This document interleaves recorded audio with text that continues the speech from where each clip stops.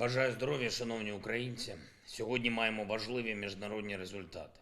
Good health to you, fellow Ukrainians. We had important international results on November 17th. Our grain export initiative has been extended.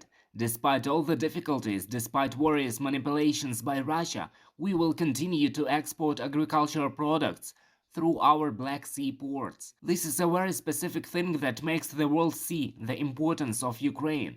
Since August 1st, more than 450 ships have already left the ports of Great Odesa. The total amount of food is 11 million tons. The geography is very broad. Morocco, Algeria, Libya, Tunisia, Egypt, Sudan, Ethiopia, Somalia, Kenya, Yemen, Lebanon, Bangladesh, China, India, Indonesia, Turkey, as well as the countries of the European Union. Tens of millions of people, primarily in African countries, have been saved from starvation, in particular by means of deliveries in the framework of the UN World Food Programme from our ports.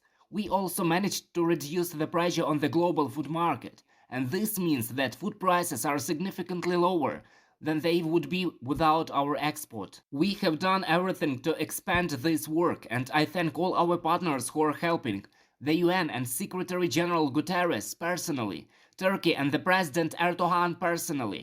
Thanks to everyone in our team who is responsible for this direction. This is a truly important result. On November 17th, a meeting was held in the office regarding our Grain from Ukraine initiative.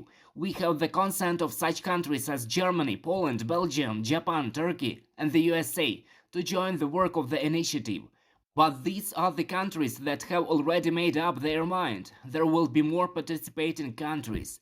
The meaning is very simple and as specific as possible. All the countries of the world, together with Ukraine, can ensure the supply of food for those in the world who suffer the most from food shortages. We will provide more details on how this will work shortly. I believe that this Russian aggression should lead the whole world to an obvious conclusion. Never again should there be mass famine in the world.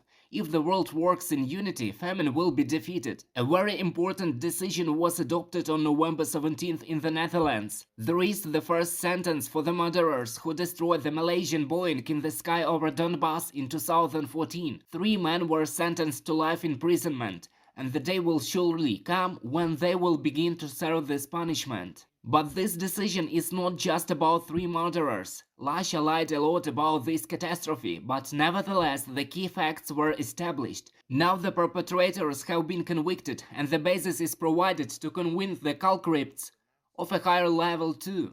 Those who bear personal responsibility for the crime of aggression against Ukraine, the original crime that gave rise to all other committed by Russians since 2014.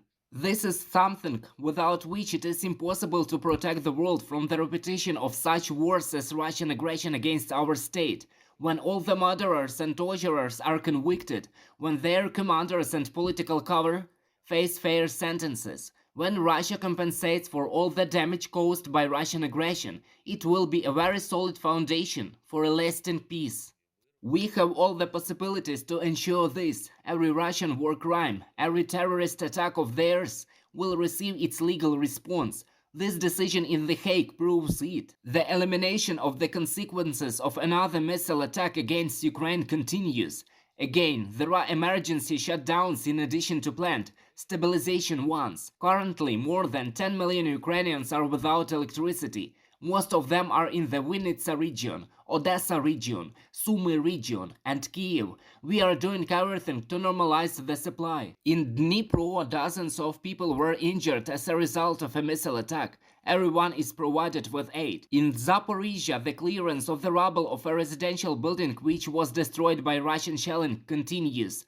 The list of the dead includes 7 people. Unfortunately, this number may increase. Only in the first half of the day of November 17th, our defense forces managed to shot down 6 Russian cruise missiles and 5 Shahed drones. Unfortunately, not all of those launched by terrorists. We repeat to our partners again and again that only full protection of the Ukrainian sky will protect both Ukraine and Europe from many possible escalations of Russian aggression and will definitely encourage Russia to truly end the war. Not to the kind of propaganda that now sounds from the Kremlin about the alleged readiness for negotiations in order to buy some time and gather forces for a new offensive, but to real peace. I would like to thank Finland and Sweden for their decision regarding the new defense assistance packages. This is very important. Each such decision of the states make them co-creators of our victory and future peace. On November 17th, I signed several decrees on awarding our warriors. 402 servicemen of the armed forces of Ukraine were honored with state awards. In total, since February 24, more than 32,000 Ukrainian men and women have been awarded for bravery in battles. 4,950 of them posthumously. We must always remember how many people gave their lives to save Ukrainian freedom. Eternal memory to all those whose lives were taken by Russian aggression. Glory to all who gain victory for Ukraine. Gratitude to everyone who helps us and works for the state. Glory to Ukraine.